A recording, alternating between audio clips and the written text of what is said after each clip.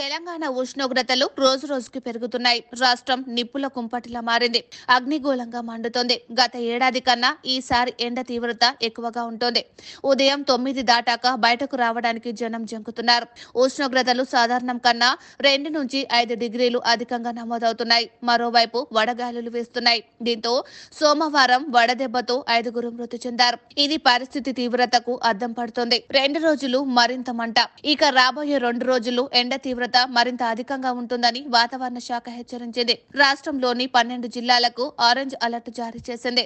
ఎండతో పాటు వేడి గాలులు కూడా అధికంగా వీస్తాయని పేర్కొంది. ఉదయం 11 గంటల నుంచి మధ్యాహ్నం 3 గంటల వరకు బయటకు రాకపోవడమే మంచిదని సూచించింది. సోమవారం అత్యధికంగా నిజామాబాద్ లో 43.8 డిగ్రీలు, ఖమ్మంలో 43.2 డిగ్రీలు, ఆదిలాబాద్ లో 42.8 డిగ్రీల ఉష్ణోగ్రతలు నమోదయ్యాయి.